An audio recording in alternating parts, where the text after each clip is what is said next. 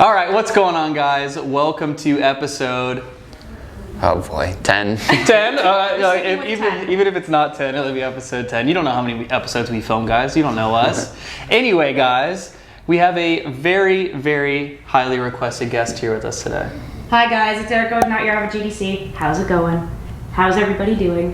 They can't respond. Yes, right, they can. They can say down in the comments. Oh. But guys, this episode has been a long time coming. You guys flew in, what was that, yesterday, the day before? Yesterday. Yesterday. Losing track of the days here, yeah. You guys were up for a long time yesterday. Yeah, we were, but it was definitely worth it, yeah. We're happy to be here.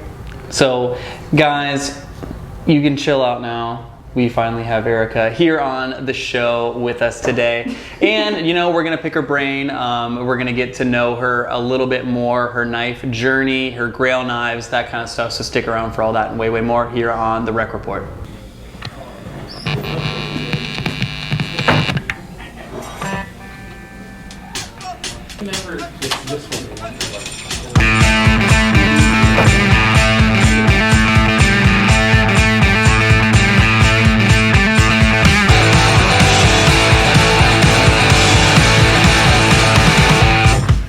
Hey, what's up?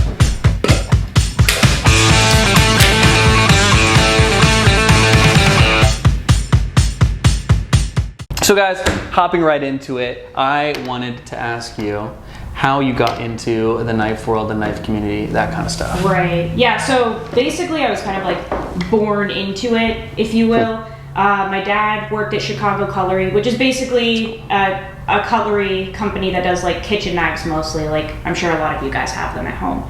And he was making the kitchen knives, but also they did, for a short period of time, folding knives. They were lockbacks, kind of traditional. Honestly, like a really slimmed down version of the 110 from Buck. Oh. And so he carried that my whole childhood, and I was just like in awe about that knife for some reason. But basically, he was making knives. He was kind of like a hardworking dude.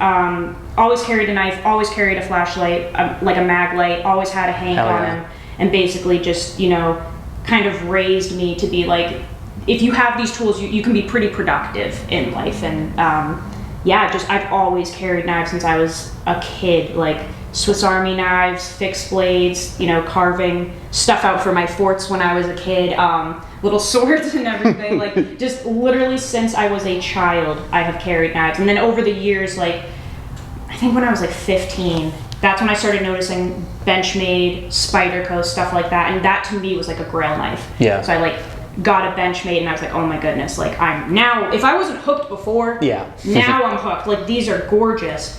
And since then it's just kind of escalated more toward like the Chris Reeve type deal and then so on and so forth. And I've always been into it. So do you consider yourself a knife collector? You already know the answer to that. In a sense, I was before. Like at one point I had like over 100 knives, but those were like Kershaw, CRKT, Buck, like kind of the more budget type stuff. Yeah.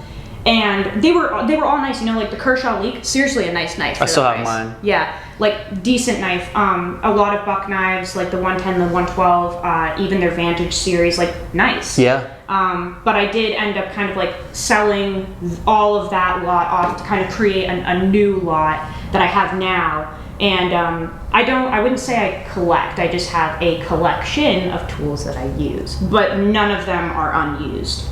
So. Yeah, you know what, and if it's a collection that you use, we can call that an arsenal. You know, yes, exactly. Exactly. So what was the first knife that you got that kind of took you from being in a world where people carried knives, your father carried knives as a tool, to going, okay, well, this might be more than a tool for me, this might be a hobby, this might be a career, or passion. So I remember that distinctly. So that was a Benchmade Sequel 707, and if you don't know what that is, I'm not super surprised because they were discontinued pretty quickly. Yeah. But I would call it like the gentleman's version of a mini grip. Yeah, no, that's a good way to really go nice, about it. Slimmed down, aluminum scales, G10 inlays, drop point blade, like stunning knife. Yeah. And the moment I got that and held it, I was like, whoa, like if I could have 10 more of these and still use them but have more, yeah, that would be cool. And I just like plummeted. Then I was like, I need the 940, I need the mini grip. Yeah. Oh yeah. I need all of them. But the sequel, it was actually gifted to me from Nicole. That made me cry. I literally cried when I held that knife. I was like, oh, That's really cool. That's really cool. Yeah. And do you think that kind of came from a time where Benchmade put a little bit more thought into their knives? Yes. So I can tell you right now, I distinctly remember unboxing that sequel, opening it up and looking at the fit and finish and quality, and I will tell you right now, it was immaculate.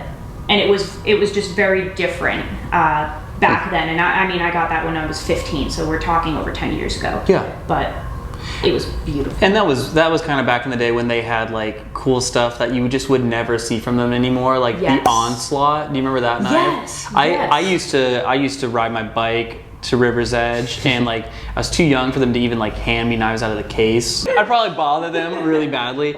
Yeah.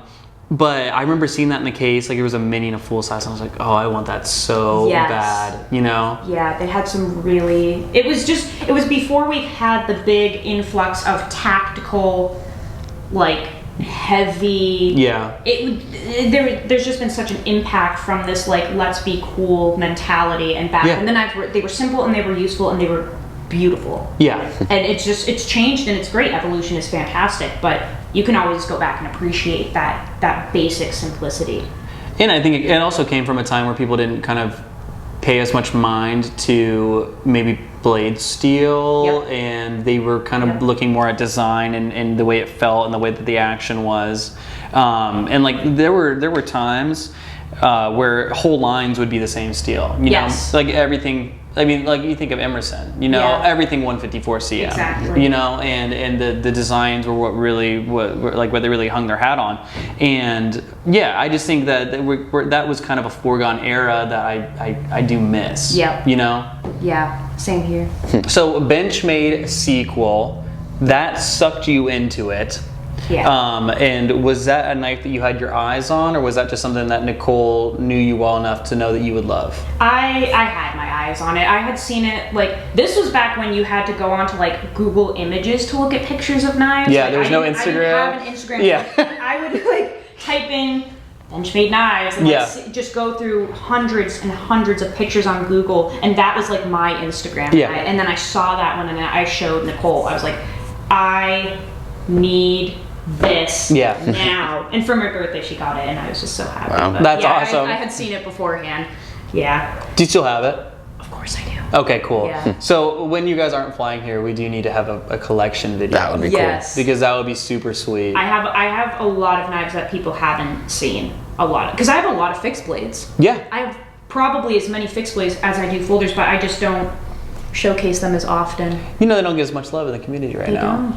But I'm trying to amp that up. That's why I've been carrying the fixies lately, trying to get them back into rotation. You know, and Steingraber and Cerberus and Jacob Creates, And those BGM knives. Yes. BGM knives. Yeah, and those guys have really had a big hand in that, you know, making fixed blades, EDC fixed blades cool again. Yes, exactly.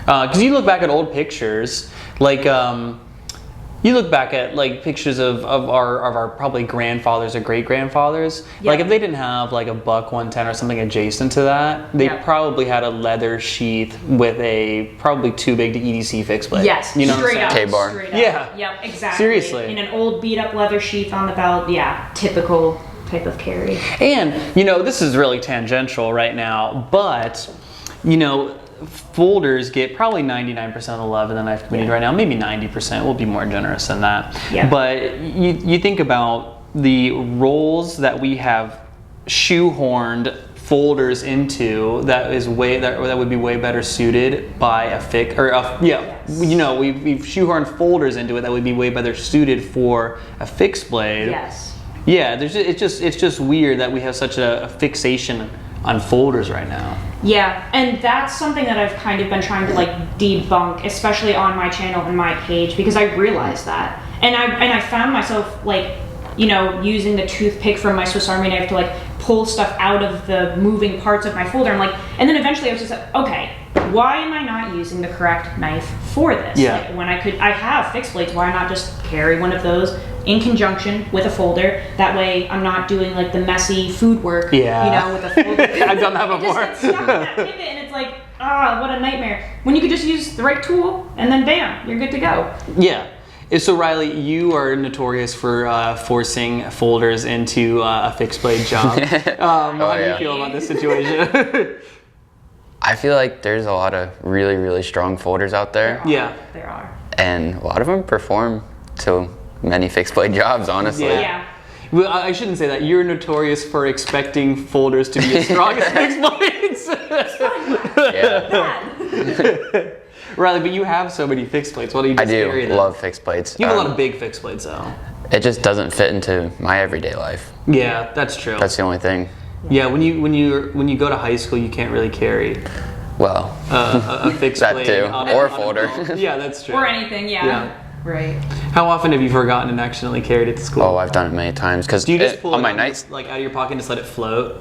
oh yeah, I send what it I down. used to do. And the nights on my nightstand, I've got my knife, my pen, my earbuds, like all that kind of stuff. And I usually just grab my knife and my earbuds and then go, and my phone and wallet. Yeah. I do that all the time. Mistakenly grab the knife instead of my pen, because when I go to school, I got to get my pen, Yeah. not the knife. Right. Absolutely.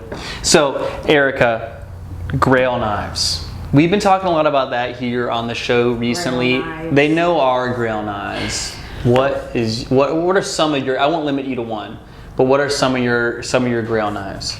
Am I allowed to say I don't have any? Yeah, of course. That's your opinion. I don't, yeah. My Grail knife.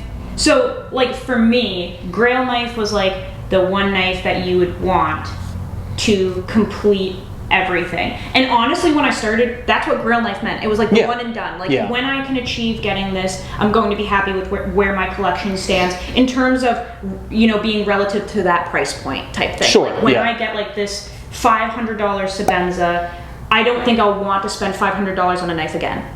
Okay. Like, yeah. That's what it was for me. So for me, it was the Sebenza. Okay. Like I got the 21.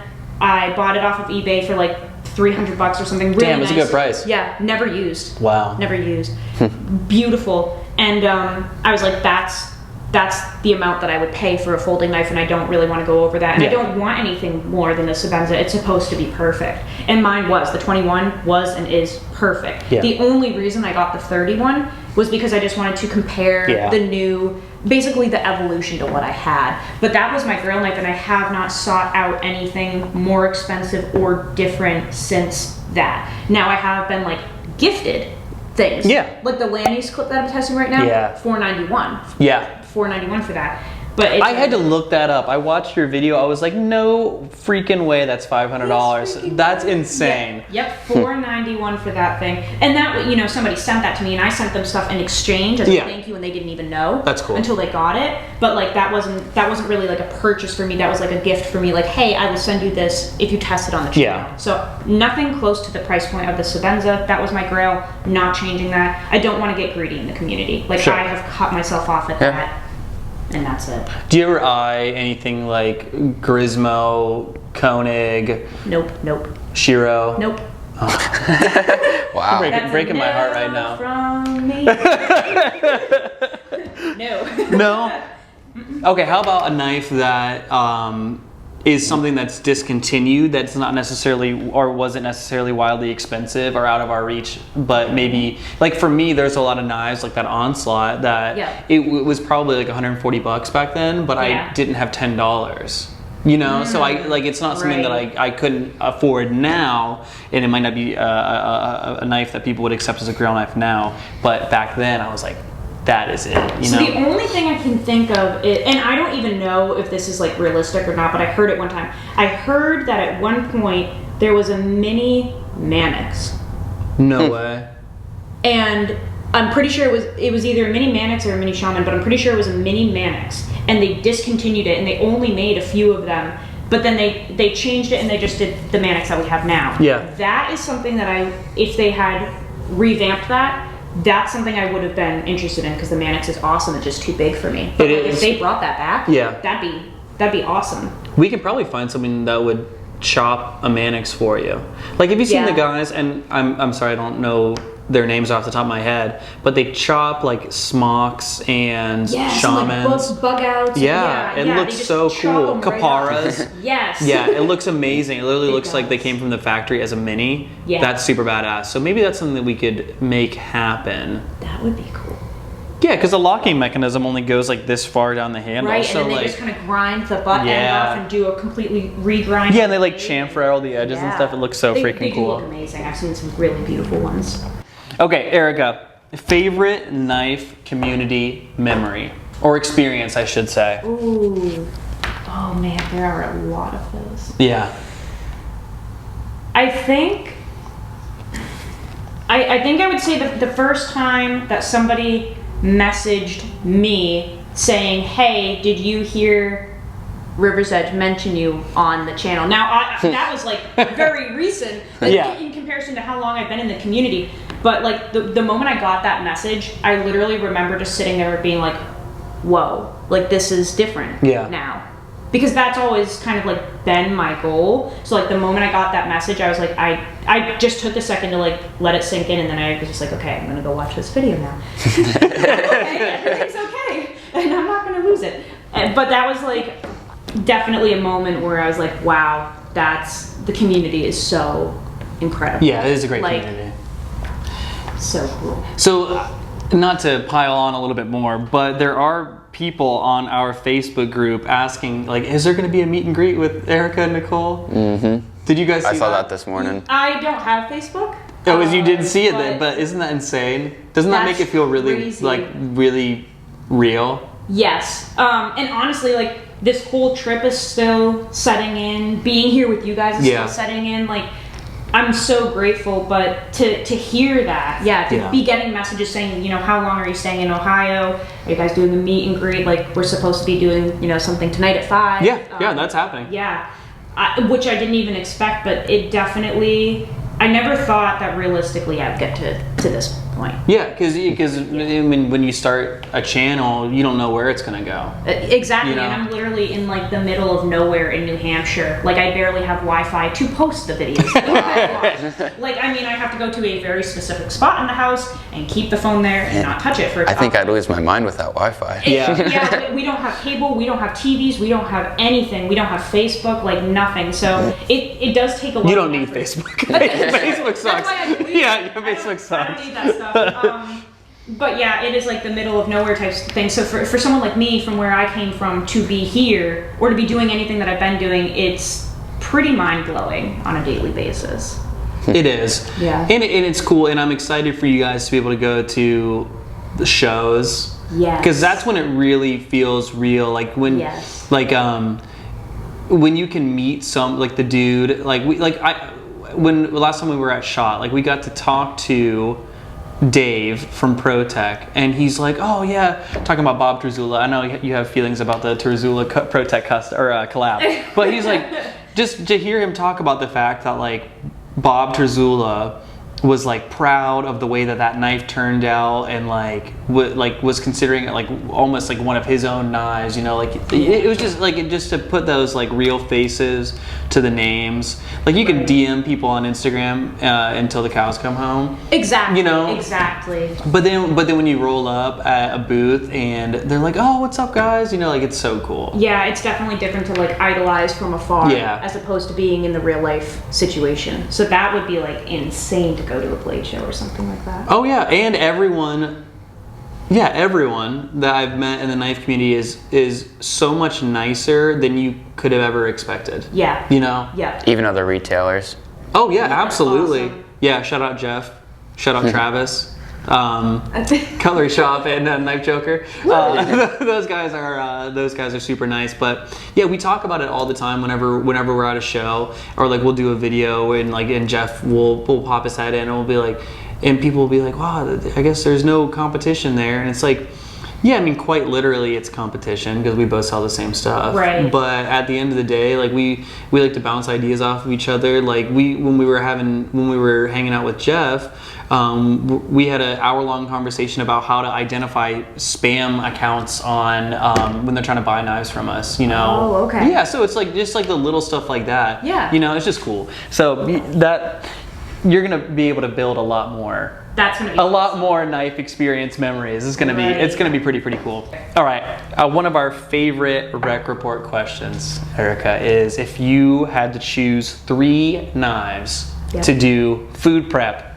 carry at work, carry on the weekends, and you know, everything from camping to bushcrafting, literally everything you could possibly need a cutting edge for, what would those 3 knives be? All right, so I would put it into like hard use folder, general use folder, and then a fixed blade. That's exactly how I would do it. Yep. So hard use folder, Emerson Mini A100, the real OGs now. Yeah. General use folder, probably a Benchmade bug out. Absolutely, that's like my second favorite folding knife. And then fixed blade would be a BGM Knives mini spade, and that would be like for camping, food prep, any of like the hard use tasks. And for those of us who don't know me, how big is that knife? The mini spade? Yeah. 6.5 inches long.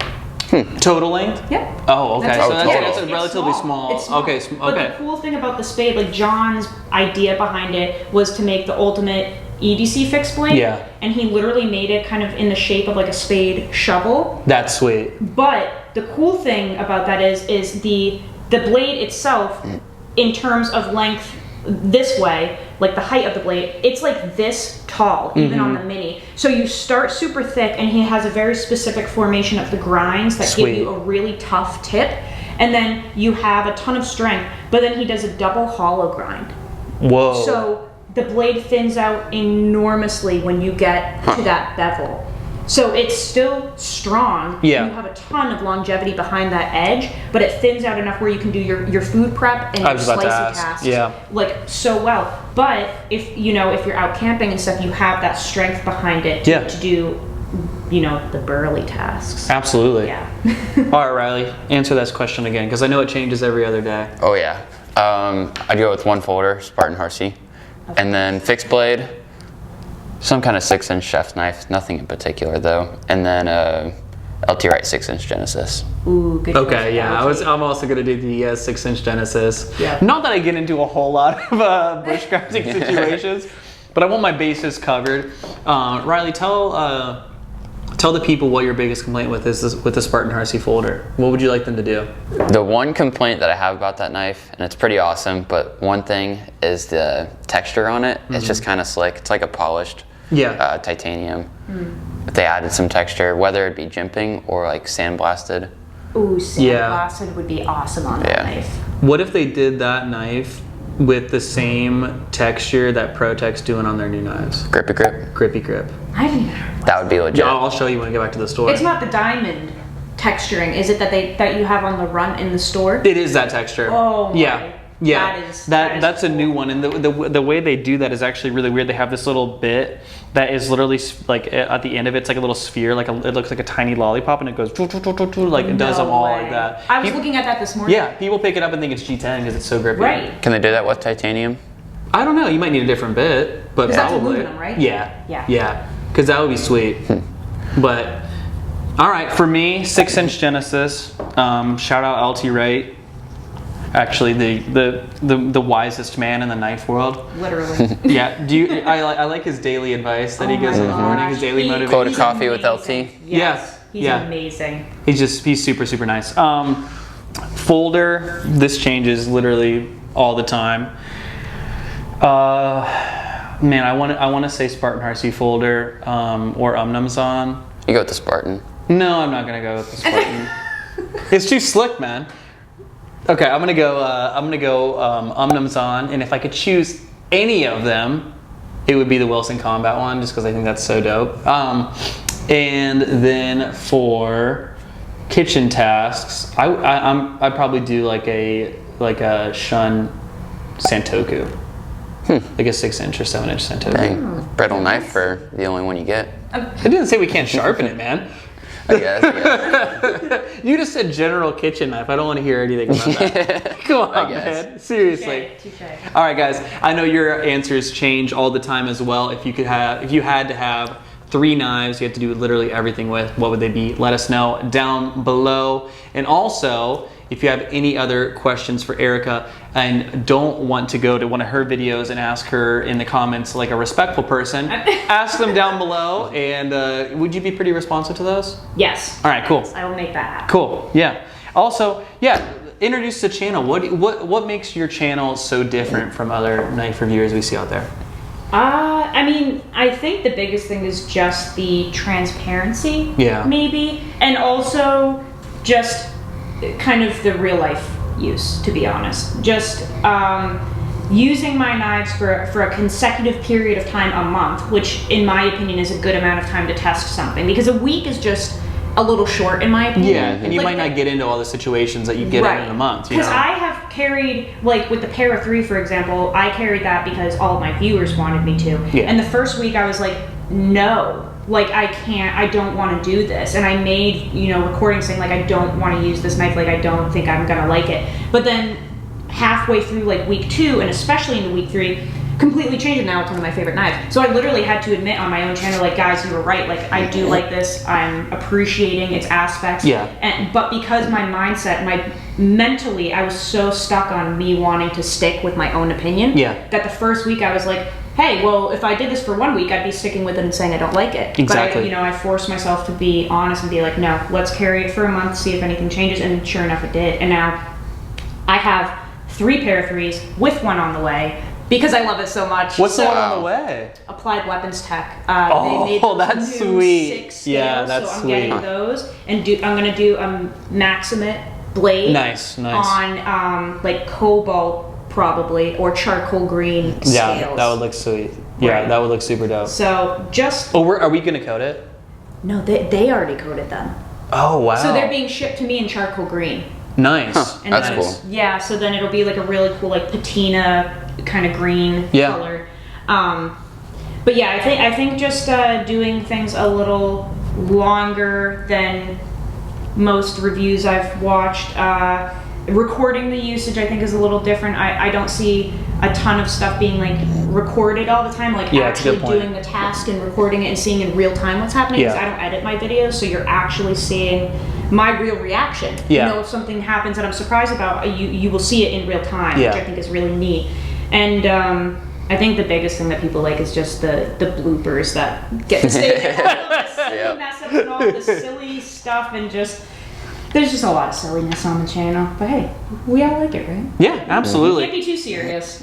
Yeah, and we'll link it down below. So if you haven't checked it out, first off, what are you doing with your life? Second off, go check it out, subscribe, and I don't know, maybe hit the notification bell, because YouTube is weird, especially with knife videos. Yes. Yeah, so if you haven't done that for us too, because I see you guys. I look at the analytics periodically. When I see that we have some unsubscribed viewers.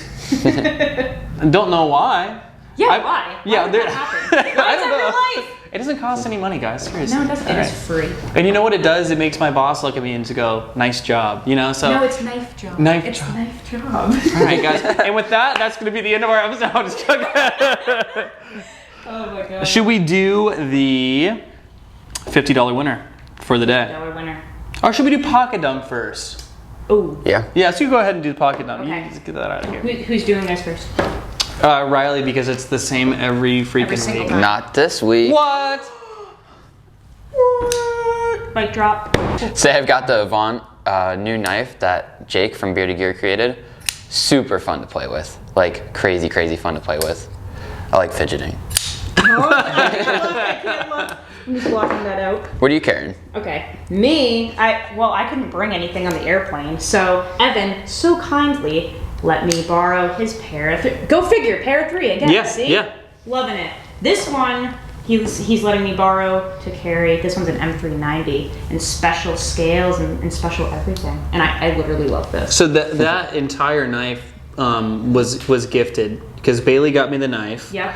Rui, shout out Rui, one of our great friends in the knife community. He sent me the scales, and I don't remember how I got the clip, but I do remember I didn't pay for it. Yeah. So that entire knife was assembled for free, which is really cool. Because this build is really cool. Like this. Thank you. Yeah, I just kind of fell into colors, it. And it's like simple. It's not too much, but it's beautiful. Like this is is a beauty right here. The Para 3 it's still in definitely my top 5. Mm-hmm. I absolutely love that knife. And you know what? It makes sense because I really like the Stein Grabber Shark. And Yes. like it's just another slicey. It is. It's very reminiscent of that. Yeah, I love this. This is cool. Coming from something hollow, like I carry a lot of hollow ground stuff with the Chris Reeve stuff. So going back to like a full flat ground knife like that, I'm always like, oh wait, I remember why they do this. Yes. You know? Yeah, they definitely have their place. Oh, speaking of a hollow ground knife, Yeah, today is this hollow ground? Speaking of a not hollow ground knife, this is flat ground. I thought I had my Omnums on with me today, but it turns out I have the SOCOM. And you guys have heard the story about this 12 million times, so I'll go ahead and put that back in my pocket. Tip down, of course. Ooh, I know people always get angry about that, but yeah, like, you know, I've never had an issue just taking it out and opening I it. put my Delica in that configuration on purpose. I was when noticing testing, that. yes. I And almost kept it like messaged that. you. Yeah, I almost messaged you like, are you smoking crack or something? Absolutely not. It's just fantastic. I love it like that. Yeah, I don't mind it. It's not my first choice. And actually, if I could figure out a way to use these screws here, this is like the lock bar insert. Yep. Or the lock bar itself actually. If I could figure out a way to use these screws and like maybe do like a deep carry clip off of that would be dope. That would be very cool. So maybe that's something that Mike can do with the CNC here soon, but that would be sweet. Yes, it would. Should we do $50 winner? Who's getting About the time. monies? Who's getting the money? monies? Maybe it'll be Nicole Doge. I could not believe that. Guys, I know it's like the same as the car company, so I don't know why I said that. Yes, like. Yeah, but I don't oftentimes use people's last names. Okay, guys, this is coming from the blindfolded knife guessing video. That was another one of Erica and Nicole's That was ideas. so fun. That was really fun. You guys had it, but like the boys did great. Yeah, they were actually really, I was not really expecting good. a lot of those. Riley, I want you to actually go through the store and pick out knives for me because I realized, you gotta do Yeah. it. I know You I want to do it, but definitely like for it to be legit, like you need to pick out all the knives and like not let me see them and everything, Yeah. like I did for you guys. I was like, I might throw on the blindfold and do a couple, but I was like, even though there's 25 knives in there, I still know generally what I grabbed, so it wouldn't be, it wouldn't be legit. Right. Yeah, you have to have someone else do it. Yeah, so I want you guys to do that for me sometime, which That would would be be cool. so fun. Also, I can embarrass myself. Let's see. Filter duplicate users like usual. I love that you guys comment multiple times. I don't want you guys to feel like that's going to throw things off by commenting multiple times. I want to hear what you have to say. But it's only one entry per person. Joseph B. Yes, do more challenges like this. This was one of my favorite episodes you guys have done. Though all of them have been perfect. awesome. Wow, this guy said, do you want a job? Though all of them have been awesome. Also, you guys have quickly become my favorite knife channel. You sound like a really cool dude, actually. So I appreciate you a lot for the support. Shoot me an email, evan@riversedgecutlery.com, and we'll get it hooked up. And again, thanks so much for the love. Guys, you guys have anything else for the good people out there? That's about it. Yeah, I think. Well, we have to say we love everyone.